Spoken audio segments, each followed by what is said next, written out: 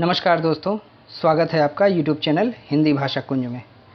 दोस्तों, आज इस वीडियो में हम यमक अलंकार और उपमा अलंकार के बारे में पढ़ेंगे।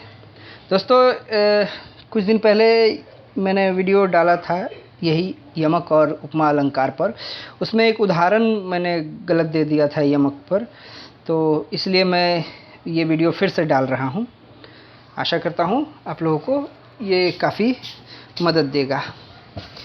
तो दोस्तों, शुरू करते हैं। यमक अलंकार। यमक अलंकार दोस्तों शब्दालंकार है। शब्दालंकार यानी शब्द के माध्यम से शब्दों में जो है कविता का सौंदर्य दृष्टिगोचर होता है, कविता का सौंदर्य बढ़ाता है शब्द। तो यमक अलंकार की परिभाषा क्या होगी? यमक अलंकार जो है अनुप्रास अलंकार से कुछ मायनों में भिन्न है। अनुप्रास अलंकार में जहाँ शब्द जो थे उनकी आवृत्ति होती थी, किंतु अर्थ जो था वो वही रहता था। अर्थ में कोई अंतर नहीं आता था, अर्थ वही रहते थे। किंतु यमक अलंकार में क्या होता है, आवृत्ति होती है और अर्थ बदल जाता है। ठीक है, यमक अलंकार में अर्थ बदल जाता है। जैसे देखिए, आप ये परिभाषा साफ दी हुई है कि जब एक ही शब्द बार बार आए किंतु उसका अर्थ हर बार भिन्न हो, वहाँ यमक अलंकार होता है। उदाहरण, पहला उदाहरण जो है ये बहुत प्रसिद्ध उदाहरण है। कनक कनक ते सौगुनी मादकता अधिकाय, वा खाए बौराए जग या पाए बौराए। तो यहाँ दो कनक हैं, दोनों कनक हैं, यानी कनक शब्द की आवृत्ति हुई है, किंतु इनका अर्थ जो है अलग अलग है, दोनों भिन्न अर्थ रखते हैं। यहाँ इन दोनों कनक में एक कनक का अर्थ होता है सोना, स्वर्ण, और दूसरे कनक का अर्थ होता है धतुरा। तो कौन सा कनक का अर्थ सोना होगा, कौन से कनक का अर्थ धतुरा, इसके लिए हम दूसरी लाइन पर देखते हैं, ध्यान देते हैं। लिखा है वा खाए बौराए जग। वा मतलब वह जो है वो दूर के लिए प्रयोग होता है, दूर की कोई वस्तु की। वह किताब मुझे दो, वह कलम मुझे दो। और नज़दीक के लिए यह मेरी कलम है। तो पहला नज़दीक है और दूसरा वाला उससे दूर है, तो दूसरे के लिए आया है, दूसरे कनक के लिए है। वा खाए बौराए जग, उसको खाकर जग जो है बौरा जाता है, पागल हो जाता है, यानी धतुरा। धतुरा एक फल है जो कांटेदार होता है और उसके भीतर बीज होते हैं, टमाटर के बीज की तरह दिखते हैं वो। ठीक है, तो उसको खाने से बहुत ही तीव्र नशा होता है। शिवरात्रि वगैरह होती है पूजा, तो उसमें वो फल चढ़ाया जाता है, वो धतुरे का फल और फूल। तो दूसरे कनक का अर्थ हुआ धतुरा। तो धतुरा खाने से क्या होता है, जग बौरा जाता है, यानी उसका दिमाग जो है सही जगह नहीं रहता। जिस तरह से बहुत ही तीव्र नशा जो करते हैं, तो नशा करने के बाद जो है वो सामान्य अवस्था में नहीं रह जाते, तो उसी तरह से बौरा हो जाते हैं, एक तरह से पागलपन छा जाता है। लेकिन या पाए बौराए, यानी इसको पाने से ही आदमी बौरा जाता है। सोना अगर मिल गया किसी को तो बस मिलने मात्र से वो बौरा जाता है। धतुरे को तो खाने के बाद लोग जो है बौराते हैं, संसार जो है पागल होता है, लेकिन सोना पाकर ये संसार जो है वो पागल होता है। सोना पा लेने से ही पागल हो जाता है। तो यहाँ जो है दूसरे कनक का अर्थ धतुरा और पहले कनक का अर्थ सोना है, स्वर्ण। तो यहाँ कनक की आवृत्ति हुई है किंतु अर्थ भिन्न हो गया है। उसी तरह से दूसरा उदाहरण भी है। माला फेरत जुग भया, फिरा न मन का फेर, कर का मन का डारी दे, मन का फेर। तो ये कबीरदास का दोहा है। तो यहाँ जो है माला जो फेरते हैं ना 108 बार, इसी तरह से संख्या जो है 1008, इस तरह से वो फेरते रहते हैं, कोई नाम स्मरण होता है, नाम ले लेकर। तो कह रहे हैं कबीरदास कि माला फेरते फेरते युग बीत गया, फिरा न मन का फेर। मन का जो फेर है, यानी मन की जो चालाकियां हैं, चालबाजियां हैं, वो नहीं फिरी, वो नहीं बदली। माला को फेरते हुए, माला को बदलते हुए युग बीत गया, लेकिन मन का जो फेर है, मन के जो चक्कर हैं, मन की जो चालाकियां हैं, वो फिरी नहीं, वो नहीं बदली। हम सिर्फ मन का ही बदलते रह गए। तो कबीर कहते हैं कर का मन का डारी दे। कर यानी हाथ, हाथ का मन का, वो माला की जो एक एक मोती होती है उसको मन का कहते हैं। तो डारी दे यानी उसको डाल दो, छोड़ दो, कर का, हाथ के मनका को छोड़ दो, मन का फेर, मन का जो मन का है उसको फेर। तो यहाँ देखिए मन का 2 बार आया है, मन का डारी दे और मन का फेर।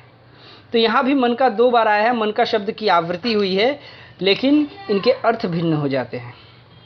पहला जो मन का है वो सामान्य माला है, माला का मोती है जिसको हम फेरते हैं, नाम जप करते हैं जब, तो जप में वो प्रयोग होता है। और दूसरा है मन का, मन के भीतर जो मन का है तुम्हारे, यानी मन की माला फेरो, यानी नाम स्मरण जो है वो मन से होना चाहिए। ये बाहरी रूप जो है माला वगैरह से कोई ज़रूरत नहीं है।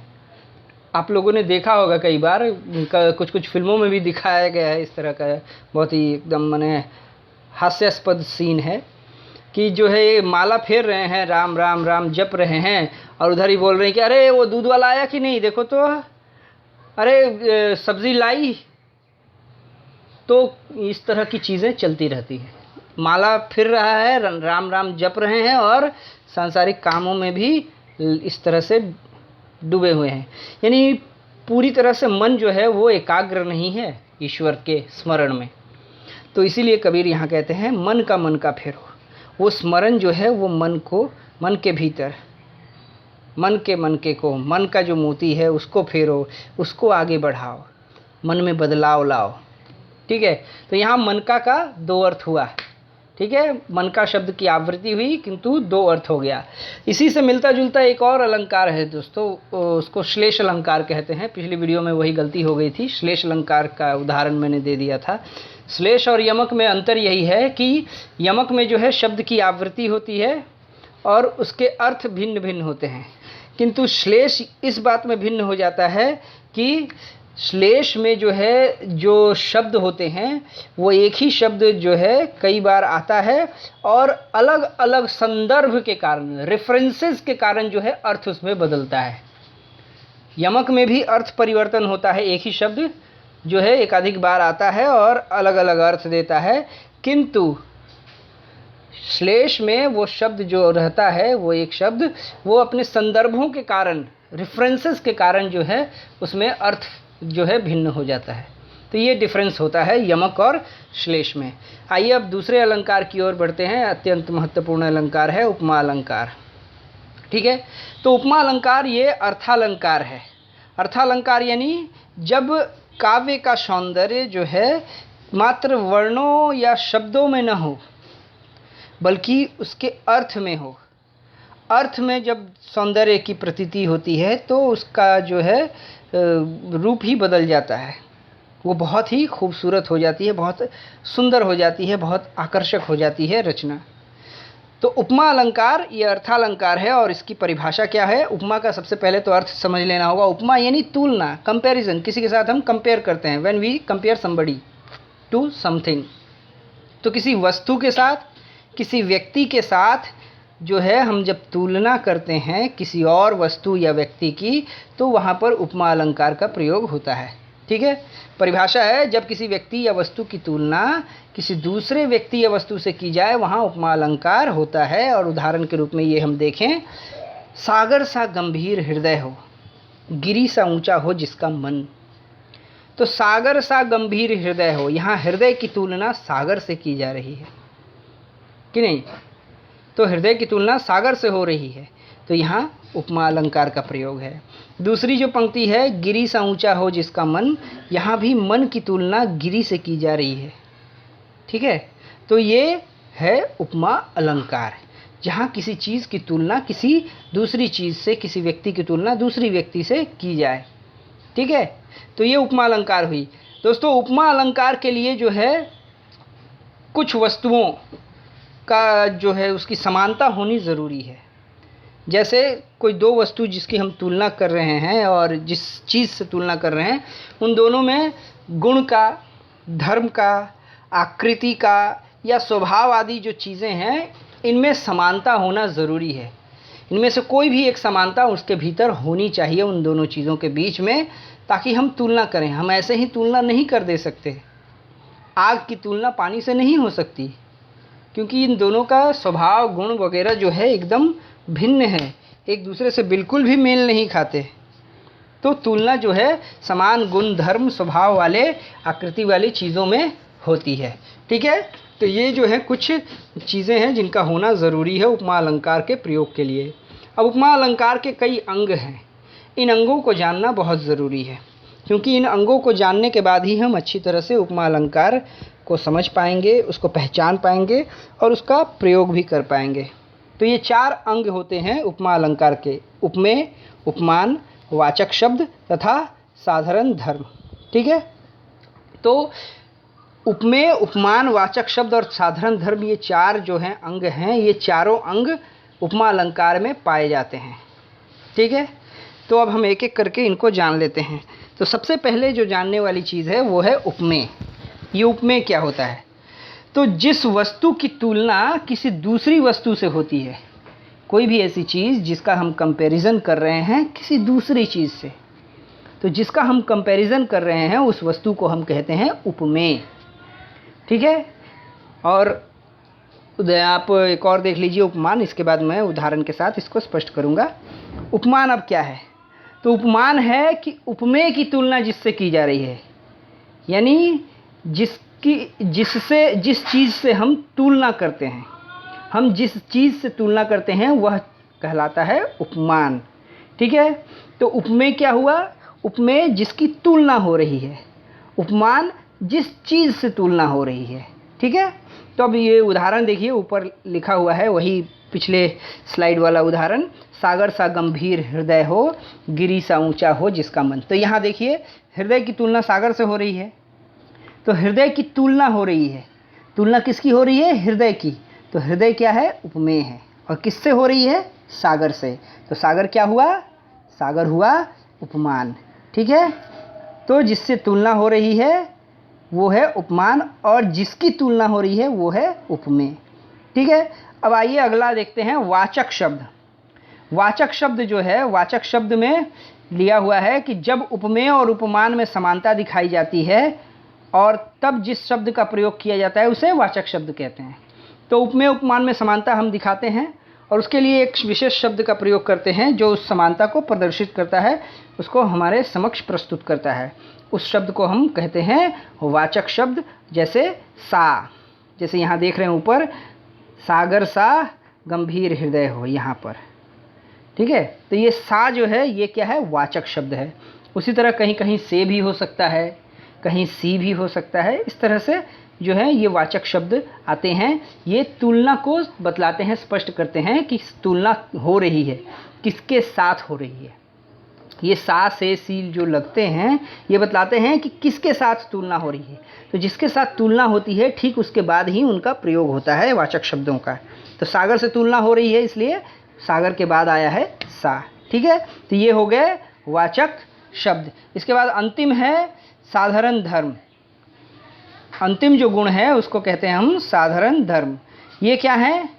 साधारण धर्म कहते हैं कि दो वस्तुओं के जो बीच समानता दिखाने के लिए जब हम किसी ऐसे गुण या धर्म की मदद लेते हैं जो दोनों में वर्तमान स्थिति में मौजूद होता है, उसी गुण को या धर्म को हम साधारण धर्म कहते हैं। यानी दोनों वस्तुओं में जिसकी तुलना कर रहे हैं और जिससे तुलना कर रहे हैं उन दोनों में कुछ गुण ऐसे होंगे कॉमन जो वर्तमान स्थिति में प्रस्तुत हों, उसमें प्रेजेंट हों, तो उस गुण को, उस धर्म को कहा जाता है साधारण धर्म। जैसे देखिए यहाँ दिया हुआ है उदाहरण वही पुराना वाला, सागर सा गंभीर हृदय। तो यहाँ हृदय की तुलना सागर से हो रही है। हृदय क्या है? ये उपमेय है और सागर है उपमान, और सा क्या है? ये है वाचक शब्द। और वो कौन सा समान गुण है दोनों के बीच में? तो ये है गंभीर। गंभीर का गुण जो दोनों में समान है हृदय और सागर में, तो ये गंभीर जो है ये कहलाएगा साधारण धर्म। ठीक है, तो ये हो गए 4 अंग उपमा अलंकार के। पहला जो है उपमेय, दूसरा उपमान, तीसरा वाचक शब्द और चौथा साधारण धर्म, जिसमें हृदय उपमेय है, सागर उपमान है, सा वाचक शब्द है और गंभीर जो है ये आपका हो गया साधारण धर्म, दोनों में समान गुण। ठीक है, अब उपमा अलंकार के कुछ भेद हैं, कुछ नहीं मात्र 2 ही भेद हैं। एक को कहते हैं पूर्णोपमा और दूसरे को कहते हैं लुप्तोपमा।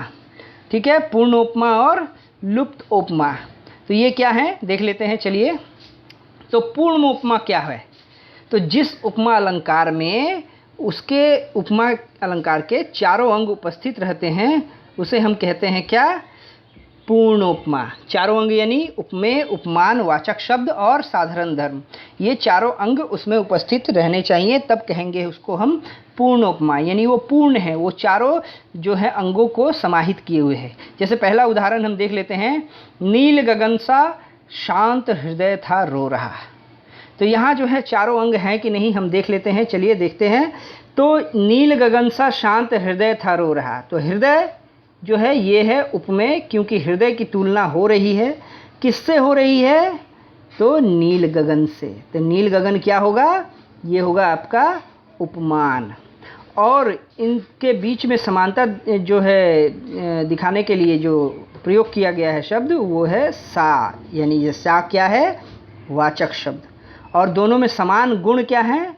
ये शांत होना, शांत। ठीक है, तो ये हैं समान गुण यानी साधारण धर्म। तो ये चारों अंग हो गए इसमें। इसका अर्थ है कि ये पूर्णोपमा अलंकार का उदाहरण है। दूसरा उदाहरण उसी तरह से है, हाय फूल सी कोमल बच्ची हुई थी राख की ढेरी। तो हाय फूल सी कोमल बच्ची, तो यहाँ बच्ची की तुलना जो है हो रही है किससे? फूल से। तो बच्ची क्या हुई? ये हो गई उपमेय, क्योंकि इसकी तुलना हो रही है। और तुलना किससे हो रही है? फूल से, इसलिए फूल हो गया उपमान।